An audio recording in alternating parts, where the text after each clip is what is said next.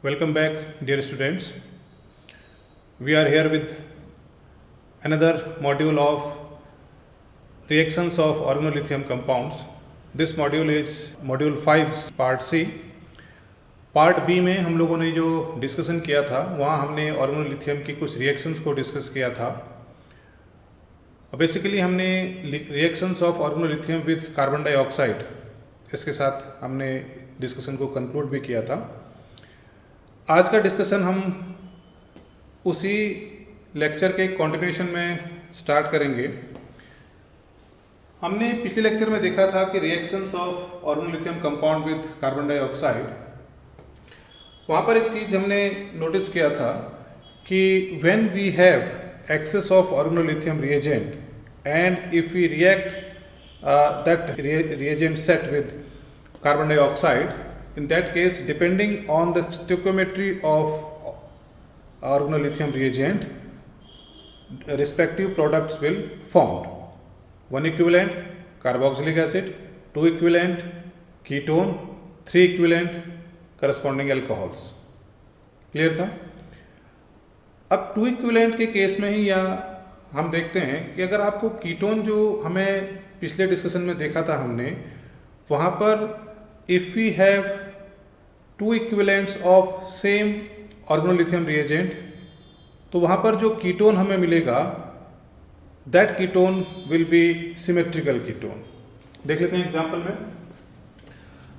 Suppose if we have this RLi, two equivalent, and we are going to react it with carbon dioxide, then by simple nucleophilic addition, what we will get? Two equivalent of organolithium reagent reacts with carbon dioxide will give us ketone. Okay, अब ये जो ketone है ये symmetrical ketone है. Now if we want to produce unsymmetrical ketone, then we have to focus on this organolithium reagent. Suppose कोई RLi, पहले हमने first one equivalent RLi लिया. इस RLi यानी कि ऑर्गेनोलिथियम रिएजेंट की रिएक्शन अगर हम कार्बन डाइऑक्साइड के साथ करा रहे हैं, तो यहाँ पर जो फर्स्ट स्टेप में जो प्रोडक्ट बनता है वो प्रोडक्ट था ये carboxylate salt of lithium. Second equivalent यहाँ पर रिएक्ट करता है. If we take some different organolithium reagent at this stage, suppose मैं यहाँ पर R-Li ले रहा हूँ और ये R-Li इस RLi से डिफरेंट है. हम कह सकते हैं for this case R does not equal to R-. it means ये अल्काइल पार्ट और ये अल्काइल पार्ट दोनों अलग अलग होंगे. तो ऐसे केस में जो सेकेंड इक्विवेलेंट का रिएक्शन होगा, सेकेंड इक्विवेलेंट का जो रिएक्शन होगा दैट इज R'(OLi). इसको आप हाइड्रोलाइज कीजिए H2O, तो क्या मिलेगा हमें RCOH OH R', geminal diol, highly unstable, elimination of water takes place, then what we will get RC double bond OR'. Unsymmetrical ketone हमें यहाँ पर मिलेगा. तो किस प्रकार से हम रिएक्शन में जब इस तरह की आप रिएक्शन करते हैं तो ऑर्गेनोलिथियम रिएजेंट के नेचर को या ऑर्गेनोलिथियम रिएजेंट्स को चेंज करके इन रिस्पेक्टिव स्टेप्स हम variety of compound symmetrical ketone बना सकते हैं, अनसिमेट्रिकल कीटोन बना सकते हैं. तो इस तरह से ये एक्सटेंशन है कि कैसे हम प्रोडक्ट को टारगेट ओरिएंटेड रिएक्शन में प्रोडक्ट को डिजाइन कर सकते हैं by changing the reaction condition as well as by tuning the reagent system. Clear? जब हम कार्बोक्सिलिक एसिड की रिएक्शन पढ़ रहे थे पिछली क्लास में मॉड्यूल ए में जब हम लोग पढ़ रहे थे, उस मॉड्यूल में हमने क्या दिखा था कि कार्बोक्सिलिक एसिड के साथ रिएक्शन करने के लिए हमें at least to equivalent of organolithium reagent चाहिए. नाउ सपोज एक एग्जाम्पल यहाँ पर हम कंसिडर करते हैं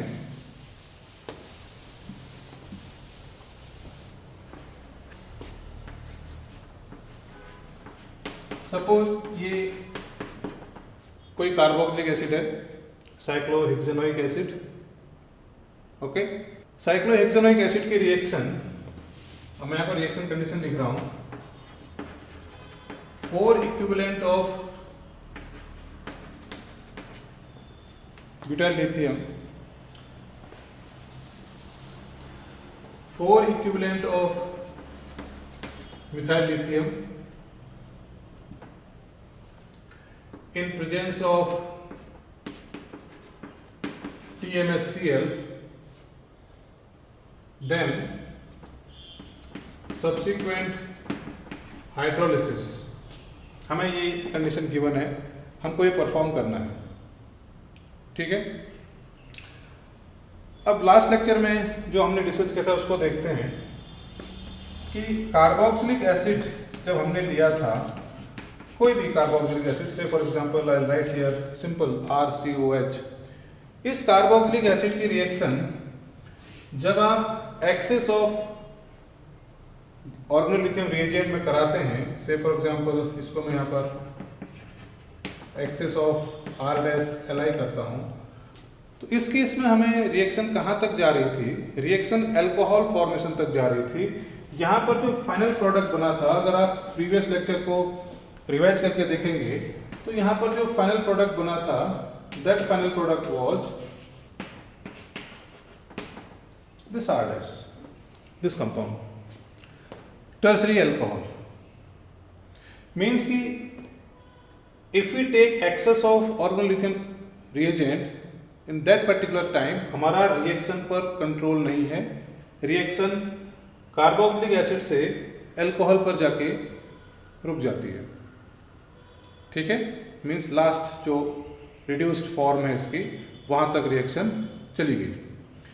अब इस एग्जाम्पल को देखते हैं। इस एग्जाम्पल में जब ये रिएक्शन सेट ऑफ रिएक्शन कराया गया कि भाई 4 इक्विवेलेंट मिथाइल लिथियम लिया था, 4 equivalent is more than sufficient, जैसा कि हमने यहाँ एक्सेस लिया हुआ है, और हाइड्रोलिसिस किया, ठीक है।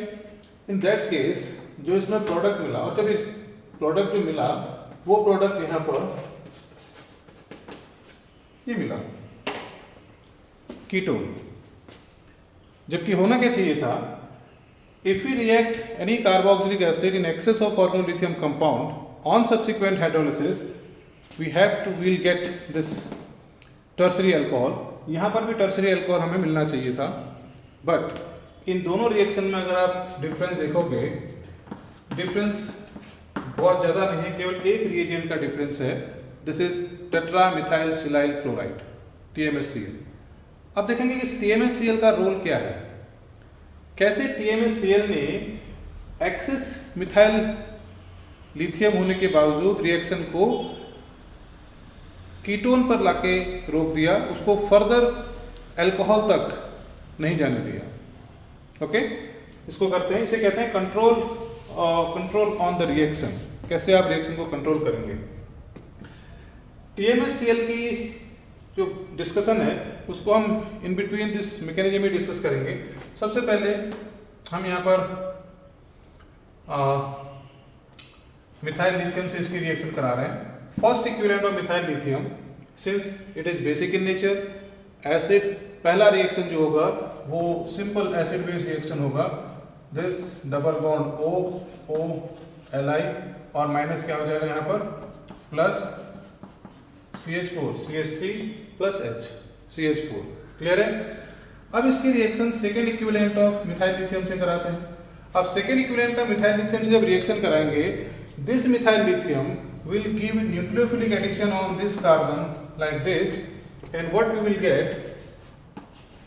We will get OLi, this is OLi, and this is say CH3, right?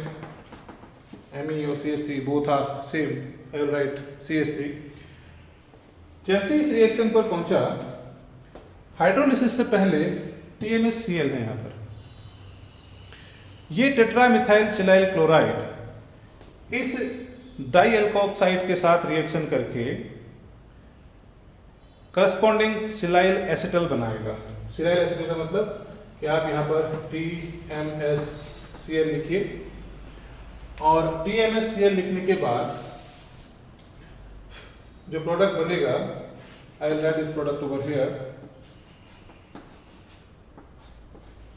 OSI Me trimethyl silyl. ये जो TMSCl है, ये TMSCl बेसिकली ये है silicon, S stands for silicon, इसके साथ एक Cl जुड़ा हुआ है और 3 इसके साथ मिथाइल ग्रुप जुड़े हुए हैं। दिस इज, ये क्या है, TMSCl। अब ये TMSCl जब रिएक्शन करेगा, रिएक्शन किस तरह से होगी, जब ये जो डायल ऑक्साइड है ये TMSCl से रिएक्शन करेगा, ऑक्सीजन अपने इलेक्ट्रॉन पर इलेक्ट्रॉन को सिलिकॉन जो हमारे पास है इसके पास d ऑर्बिटल होता है, उसके d ऑर्बिटल में डंप करेगा। As a result this Cl will leave this system and it will combine with this halide to form LiCl। Similarly इसके साथ भी LiCl, तो यहाँ पर हो जाएगा -2 moles of LiCl। तो कंपाउंड क्या बनेगा, यहाँ पर एक CH3 ऑलरेडी है, ओके लेट CH3 को यहाँ लिख देते हैं। This is OSI CH3 CH3 CH3, ये MECH3 है बेसिकली, सबको CH3 कर दीजिए, ये एसिटल बन गया, डाइसिलाइल एसिटल। अब ये डाइसिलाइल एसिटल जो है, ये जैसा हमने देखा था कि नॉर्मल जो जेमिनल डायोल्स होते हैं वो वाटर को एलिमिनेट करके कीटोन्स में कन्वर्ट होते हैं और वो कीटोन फर्दर जो एल्काइल लिथियम है उसके साथ रिएक्शन करेगा और फर्दर अल्कोहल में कन्वर्ट होगा। जो एक्सेस ऑफ अल्काइल लिथियम है, वो एक्सेस ऑफ अल्काइल लिथियम इस TMSCl की इस प्रोसेस में इन्वॉल्व हो गया है। अब ये स्टेबल सिस्टम है, जब तक आप इसको हाइड्रोलाइज नहीं करेंगे तब तक ये स्टेबल सिस्टम है। ओके, जैसे ही आपने हाइड्रोलाइज किया, सिस्टम को हाइड्रोलाइज किया, हाइड्रोलाइज करते ही यह कीटोन में कन्वर्ट हो जाएगा। Since all the equivalents of methyl lithium has been consume, यहाँ पर इनका कंजम्पशन हो चुका है। ओके, अब जैसे ही ये कंज्यूम हो जाएगा इस पूरी प्रोसेस में, तो जो हमारे पास जो रिमेनिंग पार्ट है इसको आप स्ट्रॉन्ग यानी कि एसिडिक मीडियम में, H3O के मीडियम में जब आप इसको हाइड्रोलाइज करेंगे, तो हाइड्रोलाइज करते ही हमारे पास डबल बॉन्ड O CH3 मिलेगा और रिएक्शन यहीं पर रुक जाएगी। TMSCl ने यहाँ पर जो रोल प्ले किया वो क्वेंचर का रोल प्ले किया। TMSCl has quenched this reaction for further reduction up to alcohol, we will get this ketone as final product. Although हमने 4 equivalent of alkyl lithium लिया था, methyl lithium लिया था, even though in presence of this TMSCl, reaction will stop at this ketone. Clear हो गया? तो इस तरह के रिएक्शन को, इस तरह के एग्जाम्पल्स आप और भी आपको मिल जाएंगे बुक्स में, जहाँ पर कि रिएजेंट को आप डिफरेंट रिएजेंट को यूज करके आप जो रिएक्शंस हैं उनको किसी भी एक पर्टिकुलर स्टेज पर लाके रोक सकते हैं और डिजायर्ड प्रोडक्ट जो होता है उसको आप फॉर्म कर सकते हैं। ये जो इस तरह की जो स्ट्रेटजी है वो हम टारगेट ओरिएंटेड सिंथेसिस में बेसिकली यूज करते हैं। Okay,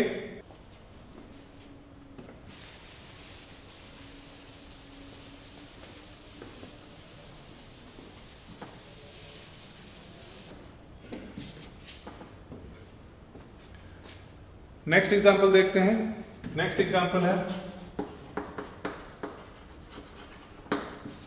reaction of organolithium with C triple bond N containing group. General reaction लेते हैं। Suppose this is R C triple bond N। ये जो नाइट्राइल से रिएक्शन करने का जो मैकेनिज्म रहेगा या जो तरीका इसका रहेगा वो पाथ वही होगा जैसे हमने ग्रिग्नार्ड रिएजेंट की रिएक्शन को किसी C triple bond N containing compound के साथ कराया था। All the steps in these reactions will remain similar as we have discussed during reactions of organomagnesium compounds with cyanide और nitriles. Simple यहाँ पर एक रिवीजन के लिए देख लेते हैं. If we have this R dash Li, then this carbon is electrophilic carbon comparatively, so it will react like this and this bond will shift. हमें क्या मिलेगा? R C R dash double bond N Li. अब nitrogen हमारे पास है, इसकी affinity lithium के correspond काफ़ी ज़्यादा रहती है, न्यूक्लियोफिलिसिटी ज़्यादा है, therefore it will form this N lithiated compound. Okay, इसको हाइड्रोलाइज कर दीजिए. हाइड्रोलाइज करने पर क्या मिलेगा हमें? R C R dash double bond N H. इसको फर्दर हाइड्रोलाइज करते हैं, मिल जाएगा R C R dash double bond O, corresponding carbonyl compound. अब इस कार्बोनिल कंपाउंड को आप फर्दर आगे और किसी अदर ऑर्गेनोलिथियम रिएजेंट के साथ रिएक्शन करा के करस्पॉन्डिंग अल्कोहल में कन्वर्ट कर सकते हैं. Similar to reaction between organolithium and carbon dioxide, यहाँ पर आप symmetrical as well as asymmetrical ketones को प्रिपेयर कर सकते हैं.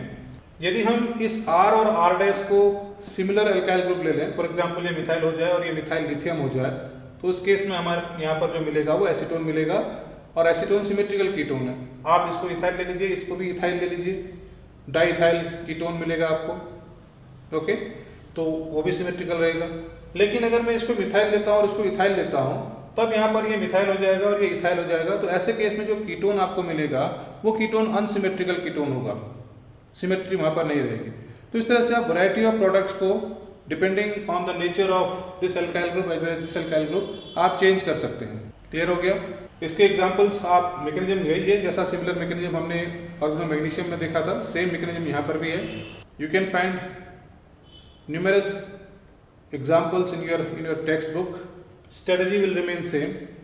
By applying this mechanism, you can solve all these examples by your own. बस एक चीज़ का हमेशा ध्यान रखिएगा कि जहाँ पर मल्टी फंक्शनल ग्रुप सिस्टम होगा वहाँ पर आपको ये डिसाइड करना पड़ेगा कि रिएक्शन किस फंक्शनल ग्रुप के करस्पॉन्ड आगे परफॉर्म करेगी. आपको उनकी रिएक्टिविटी को कंपेयर करना पड़ेगा, जैसा हमने इससे पहले कुछ एग्जाम्पल्स में देखा था. ओके, नेक्स्ट एग्जाम्पल पर चलते हैं. अब जो हमारे पास एग्जाम्पल है, नेक्स्ट एग्जाम्पल, वो एग्जाम्पल है reaction of organolithium with epoxide. यहाँ पर भी स्ट्रेटजी ऑलमोस्ट सिमिलर है जैसा हमने इपॉक्साइड की जो रिएक्शन थी ऑर्गेनोमैग्नीशियम के साथ जो डिस्कस किया था. With same strategy, same mechanism, you can perform the reaction of organolithium with epoxide. Just for revision, I will take some example over here. For example, if we have this epoxide and if you want to react it with butyl lithium, then since these epoxides are highly reactive, so and this compound is highly basic, so this alkyl part will react any of these two carbon, because epoxide is symmetrical. So electrophilic character of this carbon as well as this carbon both are identical. In that case, nucleophile have equal opportunity. It can approach on this carbon as well as it can approach on this carbon. You will get the product. Okay? जैसे ही approach करेगा, ring open होगी.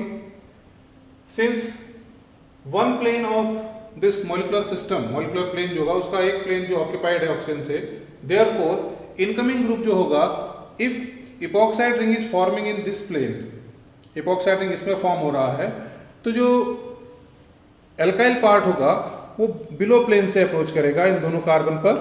It can approach at this carbon, it can approach on this carbon, because both the carbon have identical electrophilicity. Okay, in that case butyl part इस plane से आएगा, ring open होगी, तो जो OLi होगा वो इस प्लेन पर रहेगा, ब्यूटाइल पार्ट इस प्लेन पर रहेगा. तो यहाँ से आप इनकी स्टीरियोकेमिस्ट्री भी डिफाइन कर सकते हैं. And finally If we hydrolyze it, you will get OH C4H9. Both this OH and C4H9 will direct themselves in opposite to each other. Clear हो गया? यही हमने पिछले डिस्कशन में भी डिस्कस किया था, जहां हम ग्रिग्नार्ड रिएजेंट की रिएक्शन को इपॉक्साइड के साथ पढ़ रहे थे. तो सिमिलर स्ट्रेटजी यहाँ पर भी रहेगी. अनसिमेट्रिकल की तो अनसिमेट्रिकल इपॉक्साइड अगर हो जाएगा, फॉर एग्जाम्पल से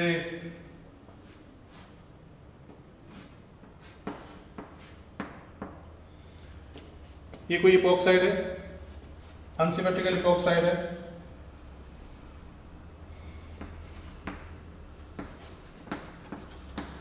इसकी रिएक्शन सेकेंडरी ब्यूटाइल लिथियम से करा रहे हैं.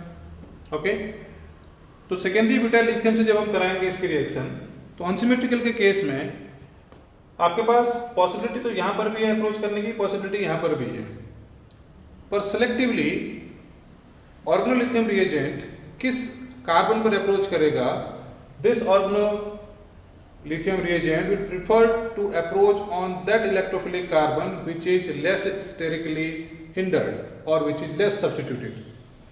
क्लियर? अब यहां पर सेलेक्टिविटी का इश्यू आएगा. इससे पहले वाले एग्जांपल में आपके पास सेलेक्टिविटी का कोई इश्यू नहीं था कि जिस भी कार्बन पर अप्रोच करता वहां से प्रोडक्ट आपको मिलना था. लेकिन सिंस इस एग्जांपल में इस कार्बन की और इस कार्बन का जो स्टेरिक्स है, स्टेरिक इन्वायरमेंट है, वो डिफरेंट है. यहाँ पर लेस स्टेरिक हिंड्रेंस है, यहाँ पर ज़्यादा स्टेरिक हिंड्रेंस है. Therefore secondary butyl group will always prefer to approach on this carbon. तो प्रोडक्ट जो होगा वो इस कार्बन के करस्पॉन्ड सेलेक्टिवली ही बनेगा. ठीक हो गया? अप्रोच करके देख लेते हैं. This secondary butyl part will approach on this carbon. Okay, तो बनेगा क्या? और ये रिंग इस तरह से ओपन होगी.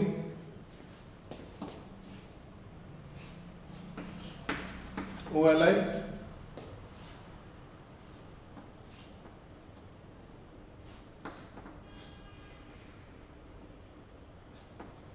ये बनेगा. ठीक है, ये सेकेंडरी ब्यूटाइल यूनिट वहां पर जुड़ गया. अब दोनों का प्लेन एंटी रहना चाहिए. इसको हम ऐसे भी कर सकते हैं, इस तरह से थोड़ी देर के मान लेते हैं कि ये अपोजिट प्लेन से जा रहा है. यहाँ पर फर्दर हाइड्रोजन वगैरह रहेगा जो भी है. तो इस तरह से आप इसकी अप्रोच कराएंगे. इस कार्बन पर अप्रोच नहीं कर सकते क्योंकि ये स्टेरिक क्राउडिंग है. Finally if you hydrolyse it then what you will get, OH. ये कंपाउंड हमें यहाँ पर मिलेगा. क्लियर हो गया? तो इस तरह से आप symmetrical as well as unsymmetrical जो इपॉक्साइड होंगे, उन इपॉक्साइड्स पर कैसे ऑर्गेनोलिथियम रिएजेंट की रिएक्शन होगी, इसको आप डिस्कस कर सकते हैं. क्लियर है?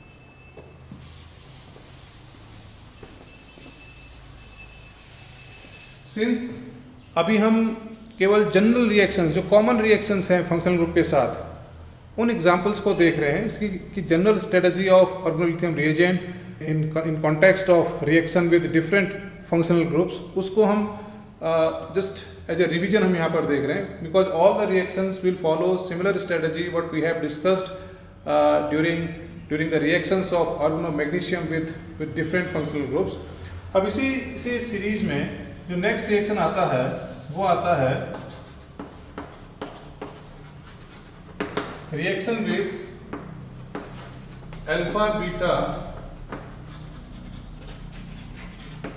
unsaturated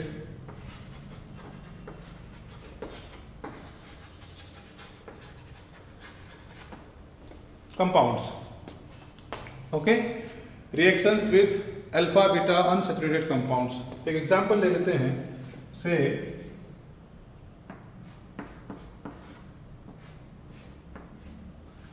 सपोज ये कोई अल्फा बीटा अनसैचुरेटेड कंपाउंड है. कार्बन कार्बन, इसका नियर बाई अल्फा कार्बन ये हो गया, बीटा कार्बन ये है. अल्फा और बीटा पर अनसैचुरेशन है. Alpha beta unsaturated carbonyl compound हो गया ये. इसे हम इनोन भी कहते हैं, ठीक है। जब इस तरह के अल्फा बीटा अनसैचुरेटेड कंपाउंड की रिएक्शन आप किसी एल्काइल लिथियम से कराते हैं, ठीक है, तो ऐसे केस में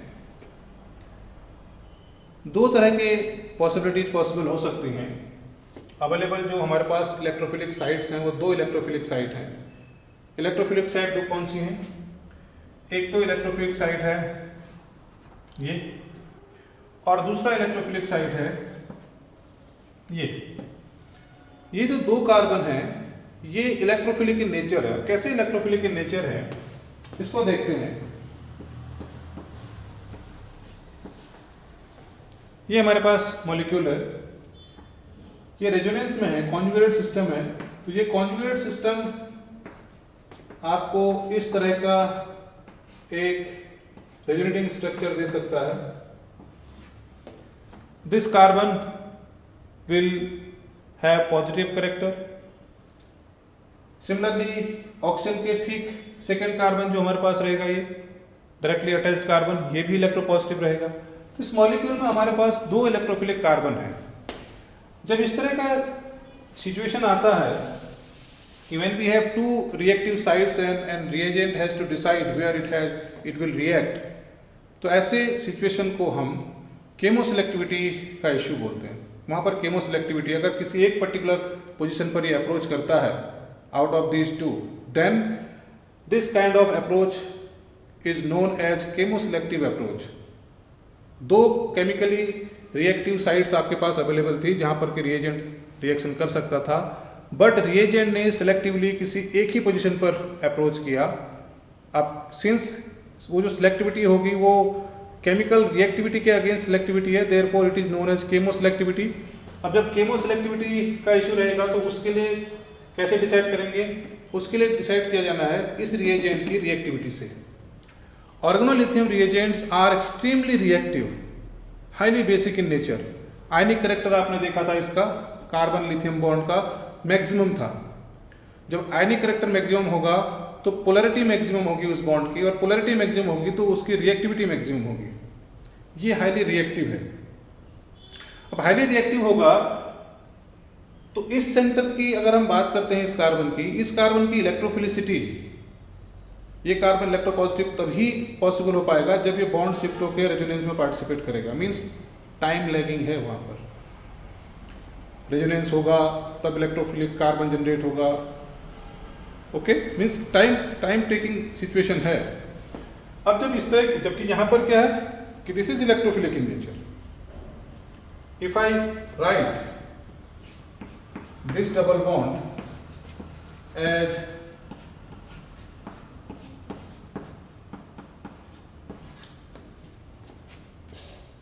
दिस, आप इस तरह से इसको लिख सकते हैं कि आपने इस बॉन्ड के इलेक्ट्रॉन को शिफ्ट कर दिया, बीइंग मोर इलेक्ट्रोनेगेटिव, इलेक्ट्रॉन यहाँ रहेगा, ये पॉजिटिव है। ये इसका नेचुरल वे ऑफ रिप्रेजेंटेशन भी इसको कह सकते हैं कि ये इलेक्ट्रोपॉजिटिव है, इलेक्ट्रोनेगेटिव है।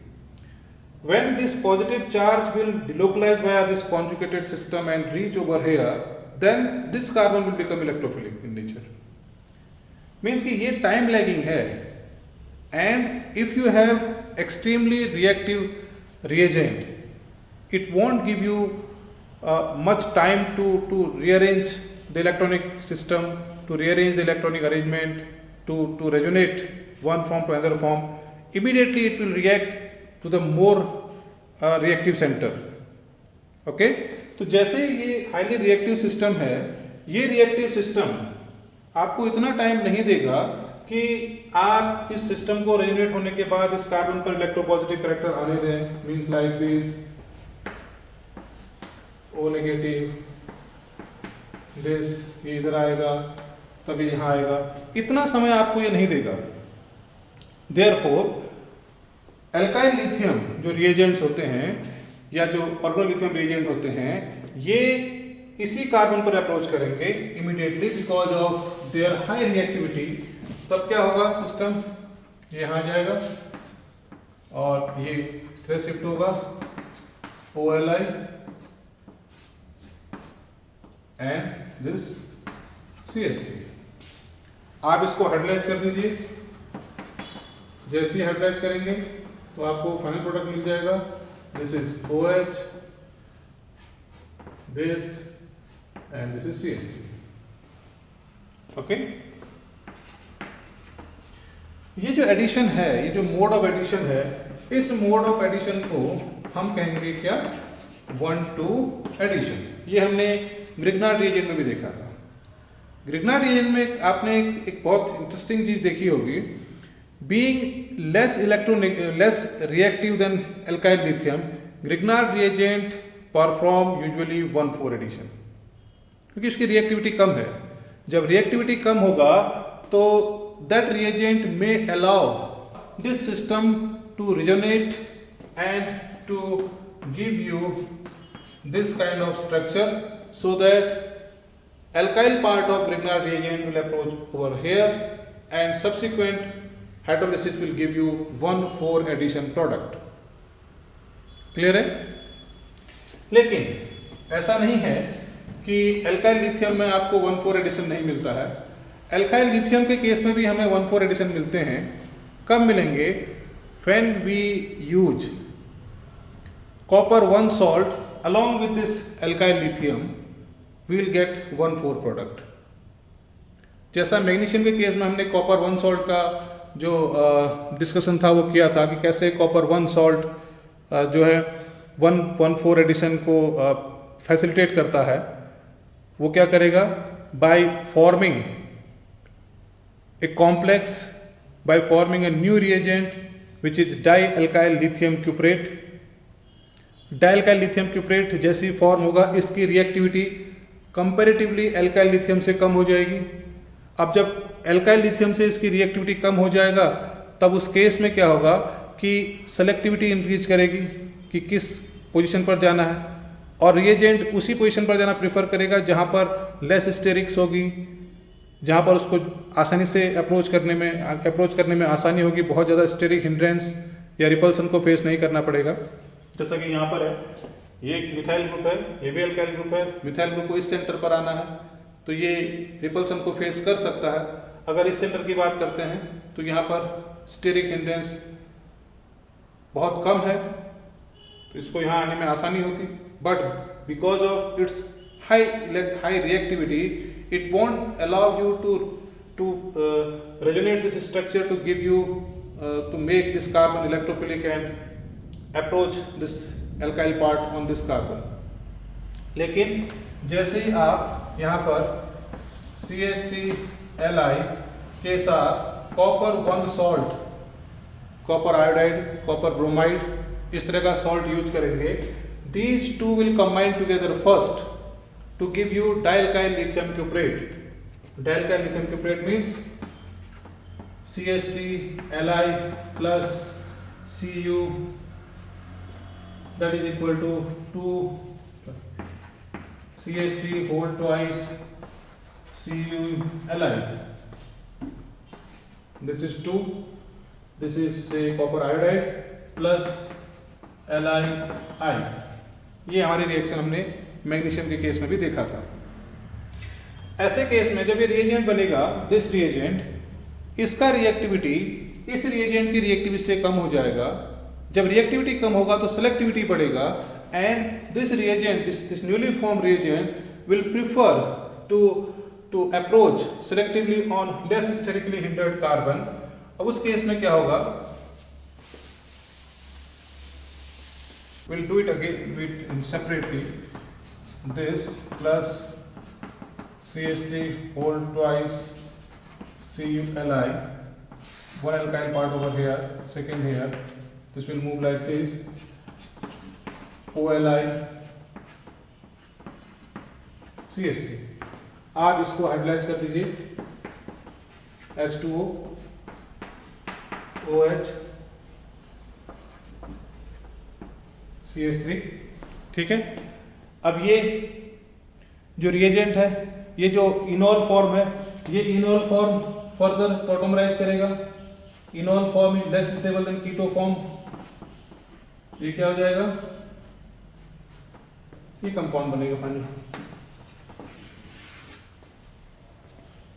ठीक है, ये कौन सा एडिशन हुआ, 1 और 4 पर लिथियम यहाँ जुड़ा, जैसे कि दिख रहा है, लिथियम यहाँ पर जुड़ा हुआ है, मिथाइल यहाँ पर जुड़ा हुआ है, 1 2 3 4। इसके केस में क्या हुआ, लिथियम यहाँ जुड़ा हुआ है, मिथाइल यहाँ जुड़ा हुआ है, ये 1,2 एडिशन है, ये 1,4 एडिशन है, ठीक है।